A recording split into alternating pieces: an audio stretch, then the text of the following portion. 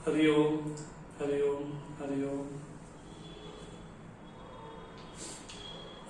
भगवान की महती कृपा से, पूज्य गुरुदेव की कृपा से, प्रभु श्री राम की कृपा से, श्री हनुमान जी के आशीर्वाद से आज हम माघ मास के उपलक्ष्य में सुंदर कांड के विशेष अध्याय पर, सुंदर कांड के जो गूढ़ रहस्य हैं, उन रहस्यों पे हम चर्चा करने का प्रयास करेंगे। श्री रामचरितमानस अपने आप में एक अनुपम, एक विशाल ग्रंथ है। तो भगवान को, पूज्य गुरुदेव को, श्री हनुमान जी को नमन करते हुए आज के सत्र में हम प्रवेश करेंगे। मंगलाचरण के माध्यम से भगवान को नमन करते हैं, प्रणाम करते हैं और आज के सत्र को हम आगे बढ़ाते हैं।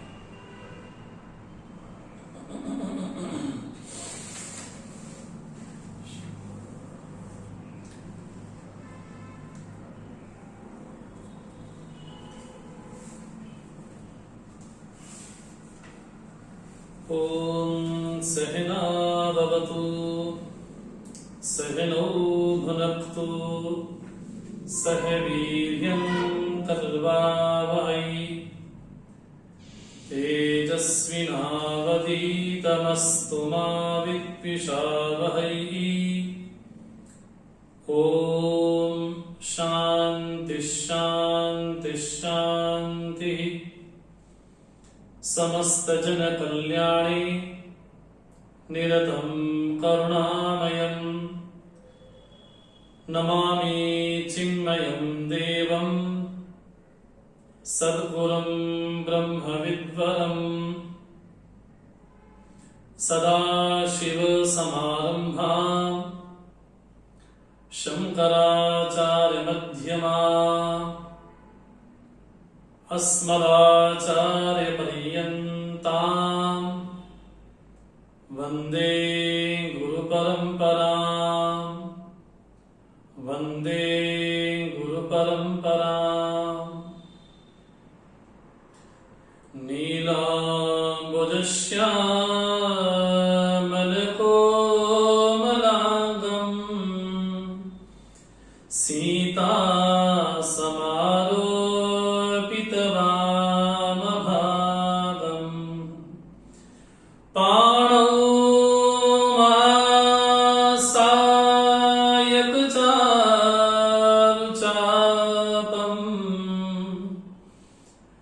नमामि रामं रघुवंशनाथं,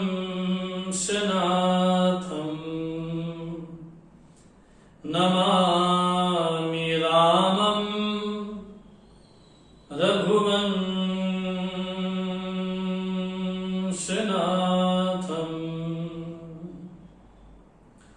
अतुलितबलधामं हैमशैलाभदेहं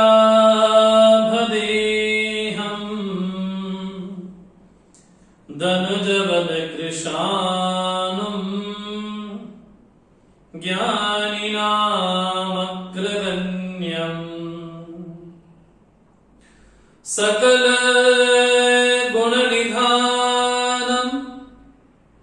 वानराणामधीशं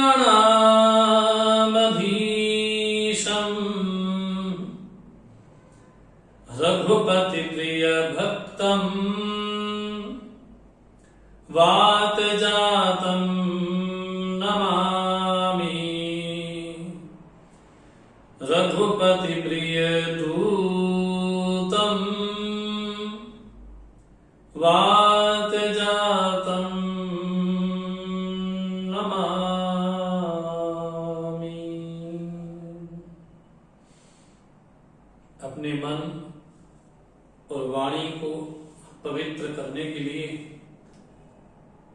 कुछ क्षण हम भगवान नाम का आश्रय लेंगे। जय सिया राम, जय जय सिया राम, जय सिया राम, जय जय सिया राम। बोलो राम राम राम सीता राम, बोलो राम राम राम सीता राम, बोलो राम राम राम राजा राम, बोलो राम राम राम राजा राम। जय सिया राम, जय जय सिया राम, जय सिया राम, जय जय सिया राम, जय सिया राम, जय जय सिया राम, जय सिया राम, जय जय राजा राम, जय सिया राम, जय जय राजा राम। भगवान श्री राम की अहेतु की कृपा से भक्तवत्सल पवन तनय पवन सुत श्री हनुमान जी की कृपा विशेष से, पूज्य गुरुदेव के आशीर्वाद से, उनकी कृपा से, पूज्य गुरु जी की कृपा से, उनके आशीर्वाद से, पूज्य स्वामी जी की कृपा से, उनके आशीर्वाद से आज हम सुंदर कांड पे विशेष रूप से हम चर्चा करेंगे। श्री रामचरितमानस अपने आप में एक महानतम ग्रंथ है।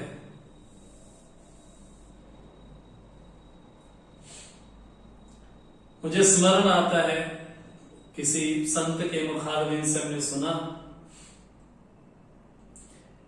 कि एक बार सूरदास जी से पूछा गया कि आपकी कविता अच्छी है या तुलसीदास जी की कविता अच्छी है। सूरदास जी ने कहा, अगर कविता की बात देखी जाए तो मेरी कविता बहुत अच्छी, बहुत श्रेष्ठ है। तो पूछने वाले के मन में एक सहसा भाव आया, क्या सूरदास जी के मन में अहम ने प्रवेश कर लिया? सूरदास जी ने उसका मन भापा और कहा, मैं जब ये कहता हूं कि मेरी कविता श्रेष्ठ है, लेकिन मैं तुलसीदास जी की कविता को कविता नहीं मानता। बोले क्या? बोले तुलसीदास जी की कविता को कविता नहीं है। तुलसीदास जी की कविता तो वेद ऋचाएं हैं। तो कविता कवि हो सकता है, लेकिन जो वेद की ऋचाएं हैं, जो वेद मंत्र है,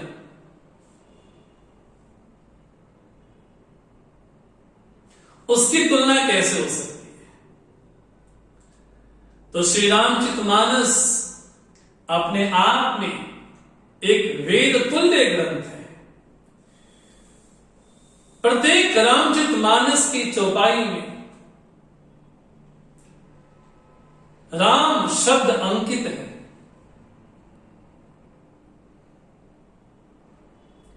इस ग्रंथ की ओर महिमा क्या कही जाए। इस ग्रंथ के ऊपर भगवान शिव ने स्वयं ही हस्ताक्षर किए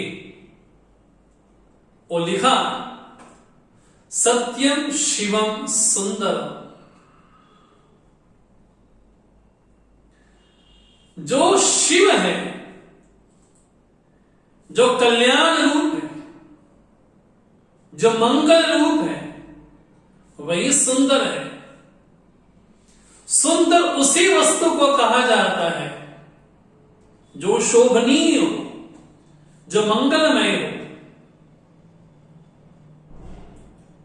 सत्य वही होता है जो मंगलकारी हो। सत्य वही होता है जो सुंदर हो। तो श्री रामचरितमानस में भगवान शिव ने स्वयं ही कहा, ये ग्रंथ अपने आप में कैसा है? तो कहा सत्यम शिवम सुंदर, सुंदर है, मंगल रूप है और सत्य है। तुलसीदास जी के द्वारा प्रकट हुआ ये महान ग्रंथ सत्य, शिव और सुंदर की ओर उन्मुख करता है, सन्मुख करता है हमारे जीवन को।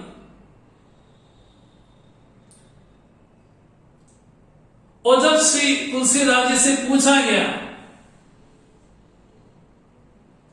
इस ग्रंथ के क्या रचयिता हैं, तो तुलसीदास जी ने कहा कि नहीं, मैं इसके रचयिता नहीं। तो कौन है? तो गोस्वामी तुलसीदास जी कहते हैं, रचि महेश निज मानस राथा।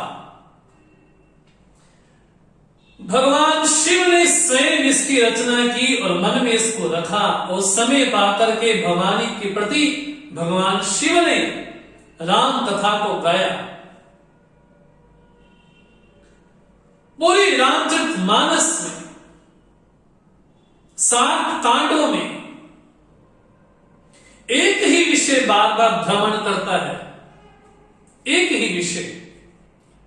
उस विषय का नाम है राम कवन, राम कौन है। भगवान शिव जब ये कहते हैं कि ये कथा मैंने नहीं कही, ये मैंने स्वयं मुसुंडी के माध्यम से सुनी।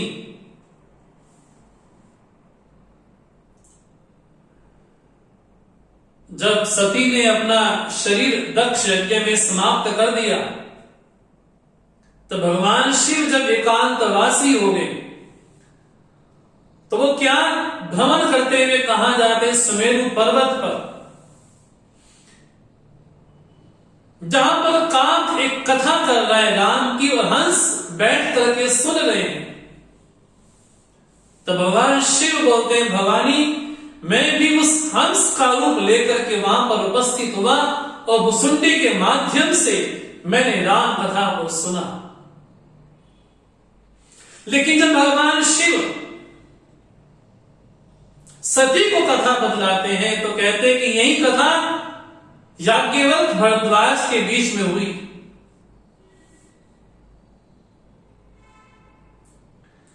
पूरे रामचरितमानस को हम कह सकते हैं कि रामचरितमानस में 4 घाट हैं। कभी पुराने जमाने में क्या होता था? एक सरोवर होता था।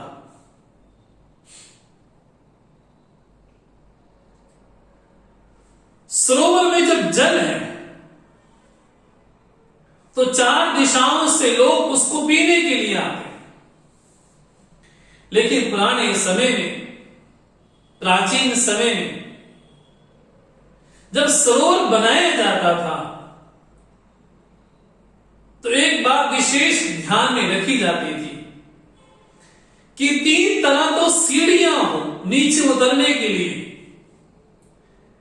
लेकिन एक रास्ता बिल्कुल सपाट हो।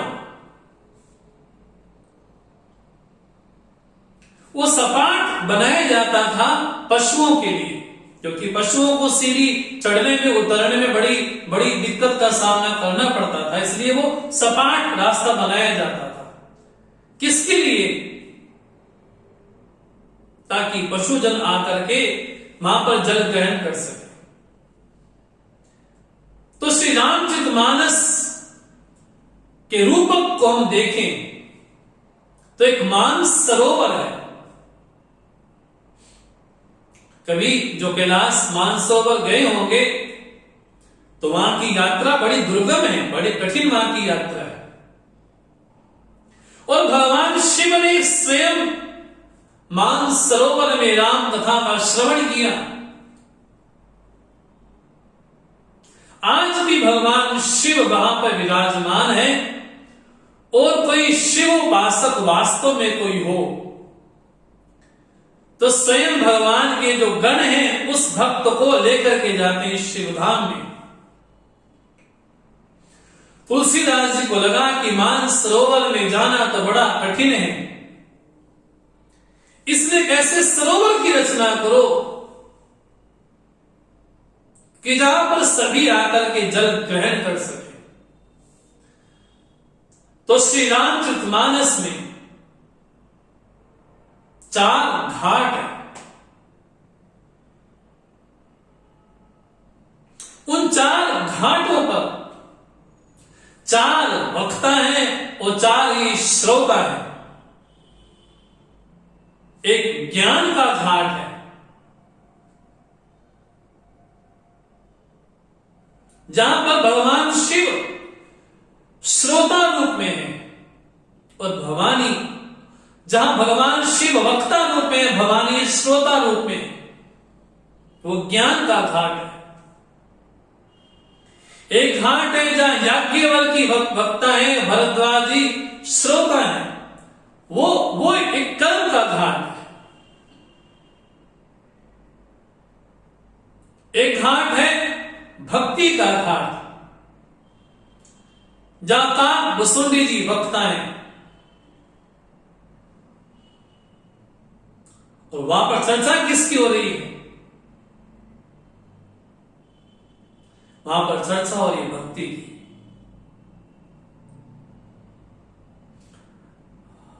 गर्व वहां पर श्रोता है। लेकिन एक घाट बड़ा प्रिय है, अत्यंत प्रिय है। तुलसीदास जी को लगा कि रामचरितमानस एक ऐसा सरोवर है, इस सरोवर का जो जल है अपने आप में बड़ा अमृत तुल्य है, उस अमृत से कोई वंचित न रह जाए, इसलिए एक घाट और बनाया। उस घाट का नाम रखा गया दैन्य घाट। ये दीनता का घाट है। तो आप देखिए श्री रामचरितमानस एक सरोवर की तरह है। उस सरोवर में 4 घाट हैं, और 4 घाटों पर 4 वक्ता, 4 श्रोता हैं, और 4 श्रोता वक्ता चर्चा किसकी कर रहे हैं? ज्ञान की, भक्ति की, कर्म की और दीनता की, शरणागति की। तो भगवान शिव ने मां भवानी को राम कथा सुनाई, याज्ञवल्क्य ने भरद्वाज जी को राम कथा सुनाई, काक वसुंडी ने गरुड़ जी को कथा सुनाई, और उनके जरिए तुलसीदास जी ने स्वयं कथा सुनी, और वह शरणागति के घाट पे बैठ करके श्री राम कथा को सुन रहे हैं। कथा वास्तव में क्या है? कथा एक सेतु के समान है। जैसे 2 किनारे हों, 2 किनारे पे लोग रहते हों, उन दोनों को जोड़ने वाला कोई हो तो वो एक सेतु होता है। अगर सेतु ना हो तो 2 किनारे को कोई जोड़ नहीं पाएगा। कथा क्या करती है? कथा सेतु का काम करती है। जो भूतकाल में था उसको वर्तमान से मिला देती है। जब हम श्री रामचरितमानस में राम राज्य को पढ़ते हैं, सुनते हैं, तो बड़ा आनंद आता है, बहुत आनंद आता है। लेकिन वर्तमान समय में राम राज्य कैसे घटित हो, तो भूतकाल को वर्तमान से मिलाने वाला कोई सेतु है, तो वो है कथा। श्री राम कथा कैसी है? राम कथा मंदाकिनी चित्रकूट चित्तचार। राम कथा तो मंदाकिनी के समान है, गंगा के समान है। भगवान शिव के मुखारविंद से राम कथा प्रकट होती है और भगवान शिव की जटा से गंगा जहनवी प्रकट होती है। दोनों व्यक्तियों को, संसारियों को पवित्र करने वाली है। और भगवान शिव के जरिए ही शुकदेव मुनि भी भागवत कथा भी करते हैं। तो देखा जाए भगवान शिव ही सबके आदि गुरु हैं और रुद्रावतार स्वयं श्री हनुमान जी हैं।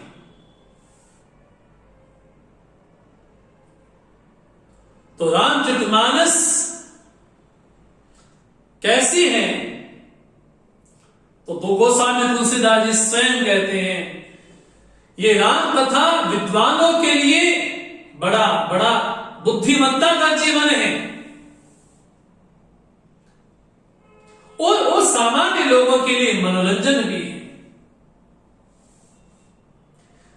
इस मानस सरोवर में 4 घाटों पर 4 वक्ता, 4 श्रोता बैठ करके ज्ञान, भक्ति, कर्म और शरणागति की चर्चा करते हैं।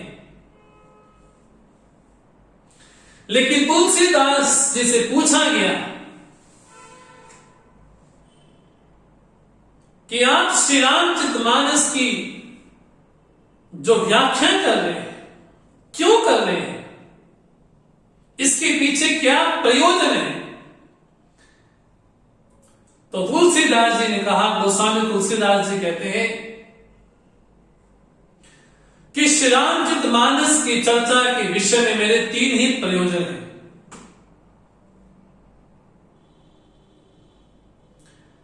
पहला प्रयोजन तुलसीदास जी कहते हैं स्वांत सुखाय तुलसी रघुनाथ गाथा।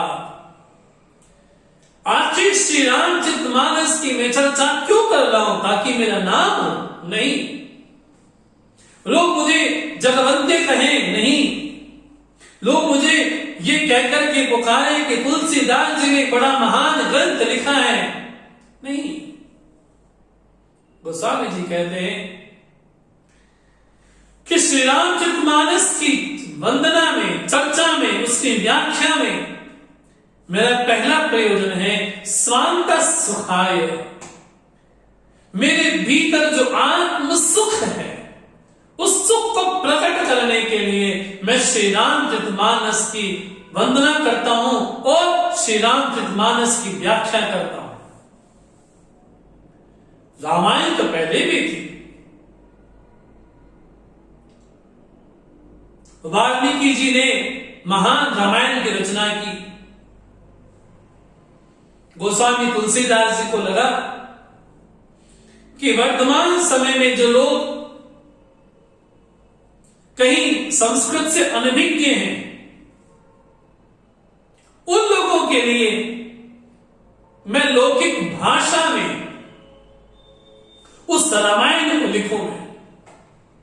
तो तुलसीदास जी से पूछा गया, यदि पहली रामायण थी वाल्मीकि रामायण, तो आपकी रामचरितमानस करने की क्या आवश्यकता है? तो गोस्वामी जी कहते हैं मैं उन लोगों के लिए भी ग्रंथ लिखना चाहता हूं जो संस्कृत से अनभिज्ञ हैं और भाषा में एक ग्राम्य भाषा में उस रामायण को मैं अंकित करना चाहता हूं। लेकिन इस रामचरितमानस की विशेषता क्या होगी? इस रामचरितमानस की विशेषता यही होगी क्योंकि रामचरितमानस को तुलसीदास जी ने एक सरोवर का रूपक दिया।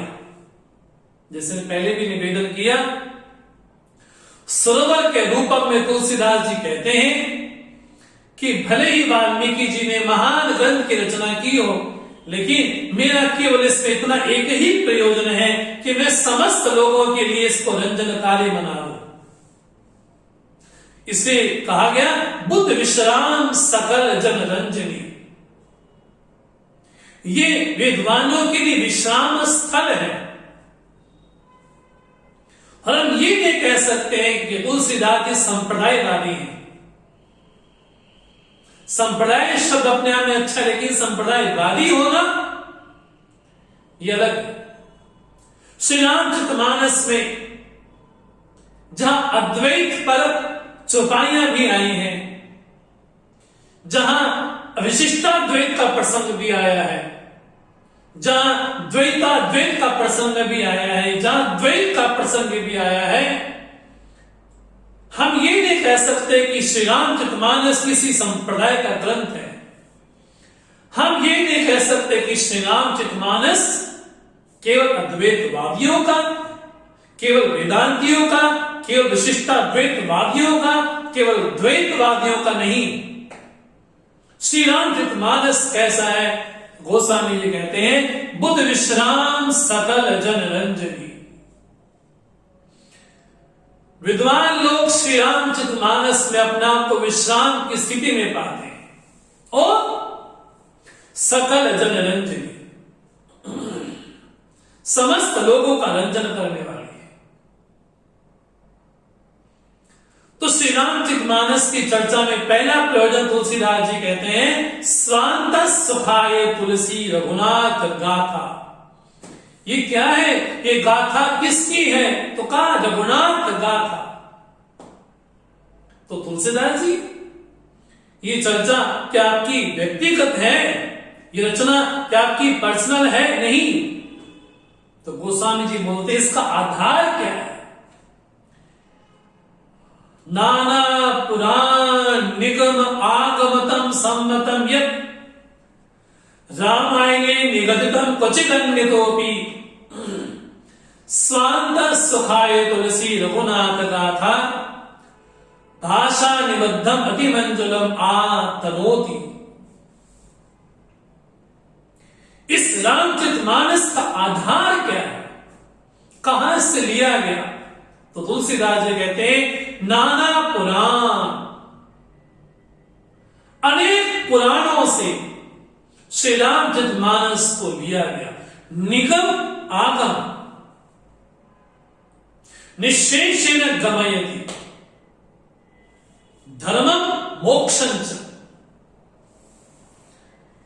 जो वेद को, जो धर्म को, जो तत्व को स्पष्टतः प्रकट कर दे वो वेद है।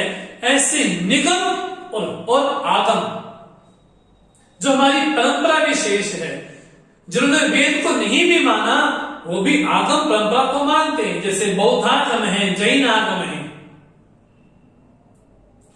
तो रामचरितमानस का आधार क्या है?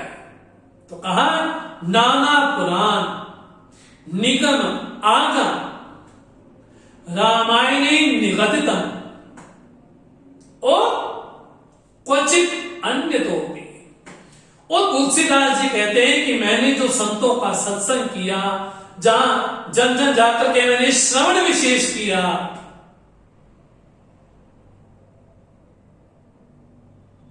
वो जो मेरा व्यक्तिगत अनुभव है, जो मुझे हनुमान जी ने पल पल अपने अपने दिव्य दर्शन दिए, दिव्य उपदेश दिए, तो क्वचित अन्यतोपि अर्थात क्वचित में तुलसीदास जी कहना चाहते हैं कि जो मैंने सत्संग किया, जो मेरा अनुभव है, जो मैंने संतों के मुखारबिंद से सुना है, उसको कहा क्वचित अन्यतोपि। इसलिए रामचरितमानस केवल तुलसीदास जी की स्वयं की कृति नहीं है, इसका आधार पुराण है, इसका आधार वेद है, इसका आधार आगम परंपरा है, इसका आधार सत्संग है, महापुरुषों का अनुभव है, उसका संग है। लेकिन प्रयोजन क्या है श्री रामचरितमानस की रचना का? तो पहला प्रयोजन श्री तुलसीदास जी कहते हैं, स्वांत सुखाय तुलसी रघुनाथ गाथा भाषा निबद्धम अति मंजुलम। बड़ी पवित्र है राम की गाथा, रघुनाथ की गाथा अपने आप में बड़ी मंगलकारी है। और तुलसीदास जी क्या करते हैं? आतनोति, तनु विस्तार ने धातु से कहा इसका विस्तार करता हूं। लेकिन किसके लिए? तो पहला प्रयोजन तुलसीदास जी बोलते हैं, स्वांत सुखाय, मेरे भीतर जो आत्म सुख है उस आत्म को प्रकट करने के लिए, अपनी आत्मिक शांति के लिए मैं श्री रामचरितमानस की रचना करता हूं। तो पहला प्रयोजन तुलसीदास जी ने कहा स्वांतः सुखाय। दूसरा प्रयोजन श्री रामचरितमानस लिखने के पीछे दूसरा प्रयोजन क्या है? तो तुलसीदास जी कहते हैं मोरे मन प्रबोध जिहि होई। ये दूसरा प्रयोजन है श्री रामचरितमानस की रचना का। मोरे मन प्रबोध जिहि होई, जैसे मेरा ज्ञान निर्मल हो, अपने ज्ञान को निर्मल करने के लिए मैं इस रामचरितमानस की रचना करता हूं, अपने ज्ञान को निर्मल करने के लिए।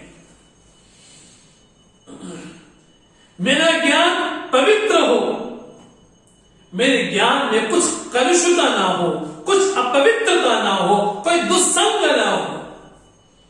जैसा मेरे राम जी के विषय में ज्ञान है, राम कौन है, तो तुलसीदास जी बोलते हैं राम स्वरूप तुम्हार वचन अगोचर, बुद्धि पर अभिगत अखत अपार, नेति नेति नित वेद का। राम जी कौन है? वचन अगोचर, बुद्धि पर, वाणी से कहा नहीं जा सकता, जो बुद्धि का विषय नहीं है, जो इंद्रियों का विषय नहीं है। तो गोस्वामी जी बोलते हैं मोरे मन प्रबोध जिहि होई। ये रामचरितमानस की रचना में दूसरा प्रयोजन गोस्वामी तुलसीदास जी कहते हैं कि जिसके द्वारा मेरा ज्ञान निर्मल हो, उसके लिए मैं रामचरितमानस की रचना करता हूं। तो पहला प्रयोजन स्वांतः सुखाय। आप श्री रामचरितमानस पढ़ें, 7 कांडों को पढ़ें, बाल कांड सुत्तर कांड को पढ़ें, लेकिन जिसने इसकी रचना की है उस महापुरुष के वखार दिन से भी सुने कि महापुरुष गोस्वामी महापुरुष जब ये रचना करते हैं तो उस रचना के पीछे प्रयोजन क्या है? पहला प्रयोजन स्वांतः सुखाय। इस बात को तुलसीदास ने सिद्ध भी किया। उत्तरकांड में गोस्वामी जी कहते हैं पायो परम विश्राम। अब मुझे परम विश्राम की प्राप्ति हो गई है, क्योंकि प्रयोजन क्या था? स्वांतः सुखाय, अपनी आत्मिक शांति के लिए। और रामचरितमानस का प्रयोजन भी क्या है? श्री रामचरितमानस का केवल एक ही प्रयोजन है, क्या? ते संसार घोर पतंग किरणे दहियंति नो मानवा। मानव बनाना श्री रामचरितमानस का मुख्य प्रयोजन है। तीसरा प्रयोजन श्री तुलसीदास जी कहते हैं कि रामचरितमानस की रचना में मेरा तीसरा प्रयोजन है निज गिरा पावन करण। अपनी वाणी को पवित्र करने के लिए मैं श्री राम की कथा का क्या व्याख्यान करता हूं, रचना करता हूं। निज गिरा पावन करण, अपनी वाणी को पवित्र करने के लिए। वाणी की पवित्रता क्या है? वाणी की पवित्रता इसी में है कि जिस वाणी पे राम नाम अंकित हो, राम नाम मणिदीप धरु जीह देहरी द्वार, तुलसी भीतर बाहरो जो चाहसी उजियार। अगर अपने जीवन में बाहर और भीतर प्रकाश ही प्रकाश चाहते हैं तो गोस्वामी जी कहते हैं दीपक जलाओ, मणि रखो। राम नाम मणि दीप धरो चिय देहरी द्वार। जैसे देहरी पर दीपक रखा जाता है, वो दीपक क्या करता है? बाहर भी प्रकाशित करता है, भीतर भी प्रकाशित करता है। तो राम के नाम को अपनी जिह्वा पे रखें, उससे होगा क्या? बोले बाहर और भीतर दोनों प्रकाश ही प्रकाश होगा। तो निज गिरा पावन करण, एक दूसरा मोरे मन प्रबोध जही होई, अपने ज्ञान को निर्मल करने के लिए। और तीसरा स्वांत सुखाय तुलसी रघुनाथ का था, आत्मिक शांति के लिए और अपनी वाणी को पवित्र करने के लिए। वो वाणी की पवित्रता क्या है? हम एक बड़ा प्रसिद्ध श्लोक पढ़ते हैं, मूकं करोति वाचालं पंगुं लंघयते गिरिं यत्कृपातमहं वन्दे परमानंद माधवम। मूकम वाचा अलंकरोति, वाणी को जो अलंकृत कर दे। बहुत बोलना ये अपने आप में दोष है। जो बहुत ज्यादा बोलता है उसमें कहीं ना कहीं दोष जरूर आ जाता है। वाणी की सुंदरता कैसी है? वाणी को अलंकृत कर दे। वाणी कैसी हो? बोले शुभ्र हो, निर्मल हो, जिसको सुनने मात्र से हृदय प्रेम से भर जाए, ऐसी वाणी विशेष हो। तो तुलसीदास जी ने कहा कि रामचरितमानस की रचना में मेरे तीन ही प्रयोजन है, स्वांत सुखाय, मोरे मन प्रबोध जही होई, निज गिरा पावन कर। और भगवान की भक्ति कैसी है? बोले भक्ति का जो जल है अपने अपने आंखों पे छलके, अपनी आंखों पे मारे। रघुपति भगति बारी छालित जल, बिनु प्रयासी बुझे, तुलसीदास चिद विलास जग बूझत बूझत बूझे।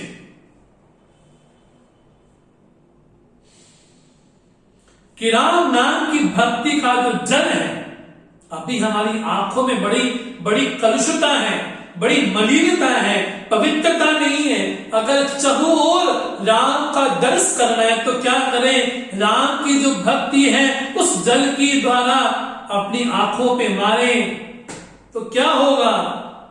तुलसीदास जी बोलते हैं, तुलसीदास चिद विलास जग। तब समझ आएगा कि पूरा जगत राममय है, पूरा जगत सीतामय है। इसलिए तुलसीदास जी ने घोषणा की, सिया राम मैं सब जग जानी, करहूं प्रणाम जोरी जुग पानी।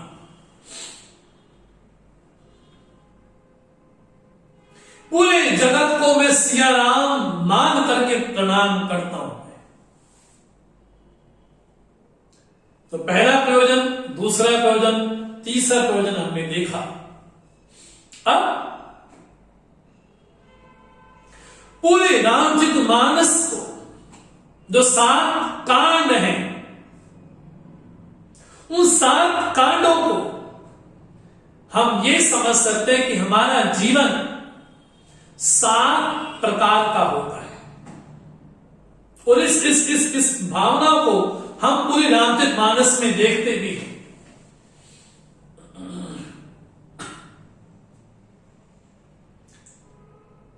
7 प्रकार का जीवन हम सभी लोगों का होता है। उस 7 प्रकार के जीवन से तुलसीदास जी के 7 कांड हैं, उसकी परिकल्पना की गई है। पहला होता है शरीर जीवी, दूसरा है मनोजीवी, इसकी चर्चा करेंगे। एक जीवन होता है शरीर जीवी। तो बाल कांड क्या है? बोले बाल कांड शरीर जीवी है। बाल कांड में देखते हैं कि वहां पर जन्म हुआ है, वहां पर सती का जन्म हुआ, वहां पर कार्तिकेय का जन्म हुआ, वहां पर राम जी का जन्म हुआ, वहां पर रावण कुंभकर्ण विभीषण का जन्म हुआ। तो पहला जीवन होता है शरीर जीवी। तो बाल कांड क्या है? बोले शरीर जीवी है। एक जीवन होता है केवल शरीर जिसको चार्वाक सिद्धांत ये बोलता है यावत जीवे सुखम जीवे, ये केवल केवल शरीर के धरातल पर जीना, इसको बोलते हैं शरीर जीवी। दूसरा उसको बोलते हैं मनोजीवी, जो शरीर से थोड़ा ऊपर उठ करके मन के धरातल पे आकर के संकल्प विकल्प करता है। तो अयोध्या कांड क्या है? अयोध्या कांड एक मनोजीवी है, जहां पर संग दुसंग का जो वर्णन विशेष आया है, कैसे मंथरा ने कैकेयी की बुद्धि को फेर दिया, ये मनोजीवी। अयोध्या कांड को हम कह सकते हैं कि मनोजीवियों का एक कांड है। तीसरा अरण्य कांड, जिसको बोलते हैं बुद्धिजीवी। हम अरण्य कांड में देखते हैं वहां पर अत्रि जी, अगस्त्य जी, सुतीक्षण जी,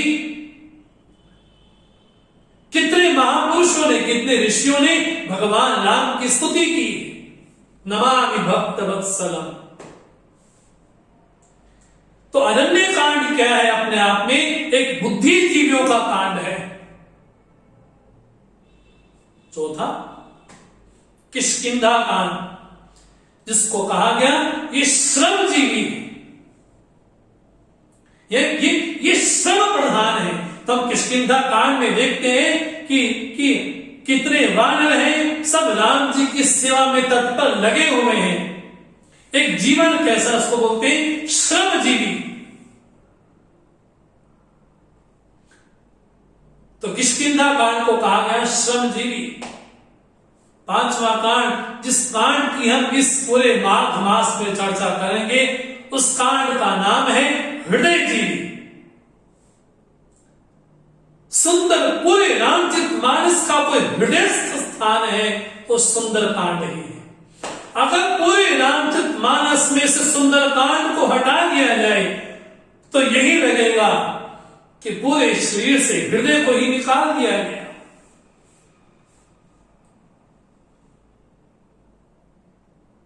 जैसे भगवान कहते हैं ना, गीता में हृदय पार्थ, गीता मेरा हृदय है, वैसे ही श्री रामचरितमानस में हृदय क्या है? सुंदर कांड श्री रामचरितमानस का हृदयस्थ स्थान है,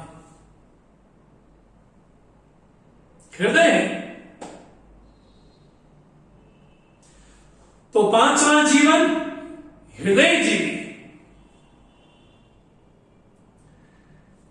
छठा लंका कांड, जिसको कहा गया धर्म जीवी। लंका में धर्म, ये बड़ा आश्चर्य लगता है, और इससे बड़ा आश्चर्य और क्या होगा? साक्षात धर्मावतार राम स्वयं लंका पहुंचते हैं। ये रावण का तप कहे कि स्वयं धर्म को अपने राज्य में बुला लिया। न केवल राम को, पहले सीता जी का अपहरण किया, फिर राम जी आए, फिर अंगद आए, हनुमान जी आए, तो स्वयं लंका कैसी बन गई? लंका ये धर्मजीवी है। और धर्म कौन है? तो वाल्मीकि जी बोलते हैं रामो विग्रहान धर्मा।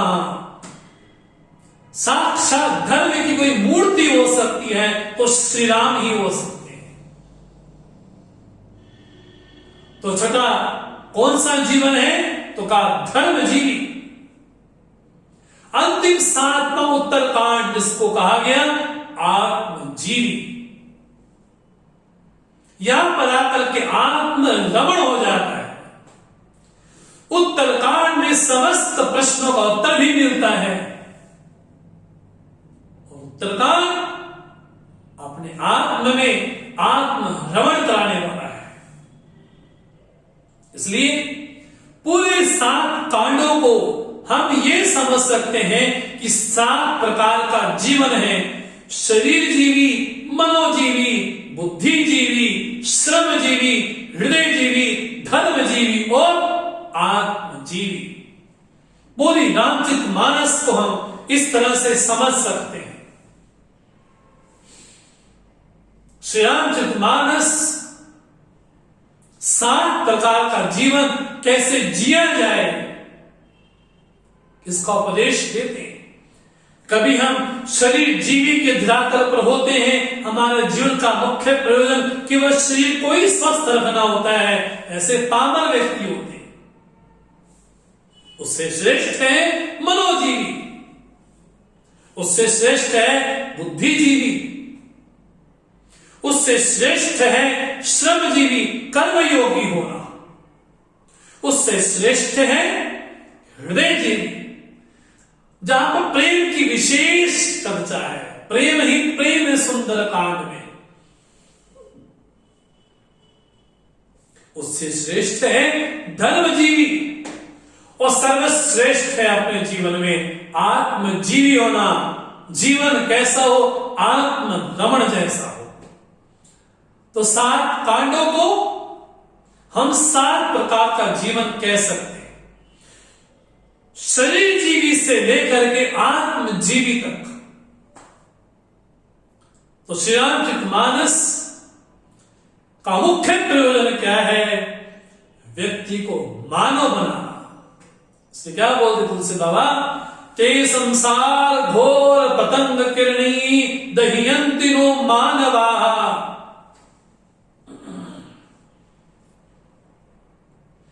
मानव बनाना ये श्री रामचरितमानस का मुख्य प्रयोजन है।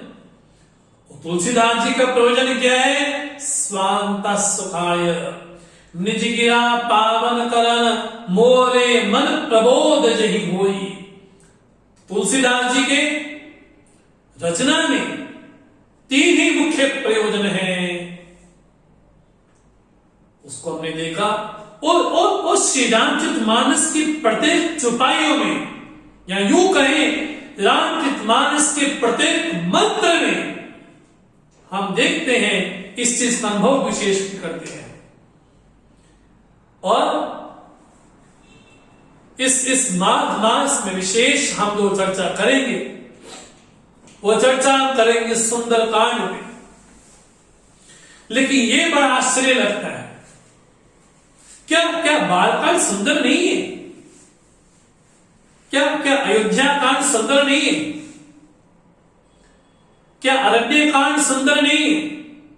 क्या किष्किंधा कांड सुंदर नहीं है?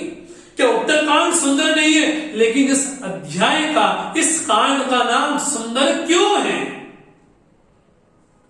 आखिर वहां पर भी राम जी की चर्चा है, वहां पर भी जानकी जी की चर्चा है, तो वो सुंदर क्यों नहीं है? इस कांड का नाम सुंदर क्यों है? क्योंकि सुंदरे सुंदरी राम, सुंदरे राम। सुंदर कांड में क्या है? बोले सुंदरे सुंदरो राम, सुंदरे सुंदरी कथा। सुंदर कांड में क्या है? राम जी हैं यहां। सुंदरे सुंदरो राम, सुंदरे सुंदरी कथा, सुंदरे सुंदरी सीता, सुंदरे सुंदरम वनम। और सुंदरकांड में सीता जी सुंदर है। सुंदरकांड में जो अशोक वन है वो वन बड़ा सुंदर है। सुंदरे सुंदरम काव्यम। इस सुंदरकांड में जो कविता आई है, बड़ी बड़ी विशेष कविता का वर्णन किया है तुलसीदास जी ने। सुंदरे सुंदरे काव्यम, सुंदरे सुंदर कपि। इस सुंदरकांड में सुंदर कपिराज श्री हनुमान जी भी हैं। सुंदरे सुंदरम मंत्रम। सुंदरकांड में बड़ा सुंदर मंत्र भी आया है, जिस मंत्र का आलंबन लेकर के विभीषण राम जी की शरण में चला गया। इसलिए कहा गया सुंदरी किम न सुंदर। सुंदर कांड में क्या सुंदर नहीं है? यहाँ पर राम जी सुंदर है, यहाँ पर काव्य सुंदर है, यहाँ पर सीता सुंदर है, यहाँ का वन सुंदर है, यहाँ का मंत्र सुंदर है, यहाँ का काव्य सुंदर है। और सुंदरता क्या कही जाए इस सुंदर कांड की। इसलिए आज हम भगवान श्री राम, श्री हनुमान जी की कृपा से, पूज्य गुरुदेव की कृपा से आज हमने इस सत्र का आरंभ किया है। तो उनके चरण में वंदन करें, नमन करें कि जो माघ मास में भगवान की प्रेरणा से हम सुंदरकांड पर चर्चा करेंगे और निर्विघ्न समाप्त हो, ऐसे भगवान से हम याचना करेंगे। तो आज हम थोड़ा प्रारंभ में विलंब हुआ, कुछ टेक्निकल प्रॉब्लम थी, तो हम कल से समय अनुसार हम पुनः आपसे मिलेंगे और आपसे प्रार्थना करना चाहूंगा कि आप सब अपने हाथ में श्री रामचरितमानस के ग्रंथ को रखें। कल से थोड़ा प्रवेश करने की कोशिश करेंगे, बाकी भगवान की जैसी मर्जी होगी, जहां से प्रवेश करवाना चाहेंगे वहां से प्रवेश करेंगे। तो आज के सत्र को हम यही विराम देते हैं। ओम सर्वे भवन्तु सुखिनः, सर्वे सन्तु निरामयाः, सर्वे भद्राणि पश्यन्तु, मा कश्चित् दुःखभाग् भवेत्। असतो मा सद्गमय, तमसो मा ज्योतिर्गमय, मृत्युर्मामृतं गमय। ओम पूर्णमदः पूर्णमिदं पूर्णात् पूर्णमुदच्यते, पूर्णस्य पूर्णमादाय पूर्णमेवावशिष्यते। ओम शांति शांति शांतिः। हरि ओम। श्री गुरुभ्यो नमः। हरि ओम।